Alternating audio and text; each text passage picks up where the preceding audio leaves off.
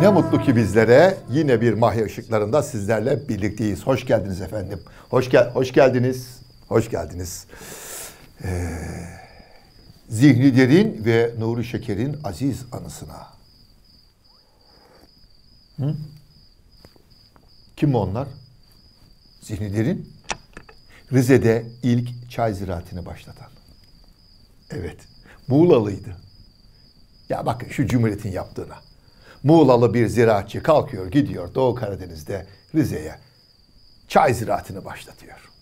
Nuri Şeker, adı üstünde şeker pancarı tarımını başlatan o güzel insan. Zihni Derin ve Nuri Şeker'i anarak içeceğiniz çay, onlara anmadan içeceğiniz çaydan çok daha lezzetlidir. Benden söylemesi. Tabii Mahya Işıklarında biz şurada birkaç dakikaya birkaç yüz kitabın ışığını sığdırmaya çalışıyoruz. Çay içerken de elbette ki durum böyle olacaktı. Ben sizleri bu akşam Zonguldak'a götürmek istiyorum. Zonguldak'tayız. 1943 yılının yazında. Hüzünlü bir gündeyiz aslında. Zonguldak valisi Halit Aksoy'un kızı vefat etmiş. Bir cenaze törenindeyiz. Valinin kızının naaşı omuzlarda mezarlığa doğru taşınıyor. Hemen arkasında gözü yaşlı, yakışıklı bir delikanlı. Mehrume'nin eşi. Yanındaki arkadaşı onu teselli etmeye çalışıyor. O bir şair. Oktay Rıfat. Evet. Orhan Veli Kanık ve Melih Cevdet Anda'yla garip hareketini başlatacak olan Oktay Rıfat. Ve onun askerlik yaptığı Zonguldak'ta tanıştığı valinin kızı Türkan ne yazık ki veremden çok genç yaşta vefat ediyor. Şair kaybettiği eşinin arkasından yürüyor. Dedim ya, yanındaki arkadaş onu teselli ediyor. Şu işe bakın ki. Oktay Rıfat'ı o gün teselli etmeye çalışan arkadaşı 3 yıl sonra kendisinin de tıpkı Türkan gibi veremden öleceğini bilmiyor. Muzaffer Tayyip Uslu. Oktay Rıfat yürüyor. O şiirler yazdığı, çok sevdiği eşinin arkasından ve onu teselli eden Muzaffer Tayyip Uslu, Zonguldaklı şair. Zonguldak'a gelmişken şu sözcükten biraz bahsetmek istiyorum. Ben çok seviyorum ya. Türkçenin güzelliğine bakın. Kara elmas. Kömüre ne diyorlar? Kara elmas. Bundan daha güzel adlandırılabilir mi yani kömür? Kara elmas. Çok güzel. Kara elmas. Kimdir bu kömüre kara elmas adını veren? Zonguldak-Ankara arasında çalışan ilk motorlu eksprese de Kara Elmas adı verilmiştir. Bir zamanlar Zonguldak'taki üniversitenin adı da Kara Elmas Üniversitesi'ydi. Sahi nereden çıktı bu Kara Elmas? Bunun için yine o tarihlere gidelim. Zonguldak'ta bir matbaanın, evet bir matbaanın önündeyiz. Bu matbaanın bahçesinde küçük bir havuz var. Matbaanın sahibi orada çok güzel yeşil başlı ördekler yetiştiriyor. Şu ördekler içerisinde bir matbaa. Matbaanın tabelasında ne yazıyor?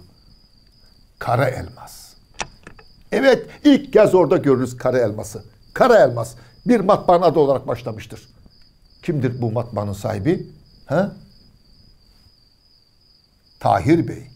Tahir Karaoğuz. Sözünü ettim mi, anlattım ya. Hani Açık Söz gazetesinden söz etmiştim. Anımsayın lütfen birkaç gece önce. Mahya Işıklarında. Evet işte o. Açık Söz gazetesini çıkaranlardan Tahir Karaoğuz. Zonguldak'ta bir matbaa açıyor. Kara elmas. Bir gün o ördeklerin sesiyle irkiliyor, bakıyor. Bir delikanlı geliyor matbaaya. Muzaffer Tayyip Uslu. Muzaffer Tayyip Uslu diyor ki, efendim ben şiirler yazıyorum. Acaba şiirlerime çıkardığınız gazetede, dergide yer verir misiniz? Tabii diyor Tahir Bey. Benim de amacım zaten gençleri heveslendirmek. Siz gençlerin şiirlerini, öykülerini de basmak istiyorum. Yarın bana şiirlerini getir evlat. Ertesi gün Muzaffer Tayyip Uslu yeniden Tahir Karaoğuz'un Kara Elmas matbaasına geliyor, bakıyor orada bir delikanlı kendi yaşlarında biri oturuyor. Tahir Bey diyor ki, buyurun gelin kardeşim.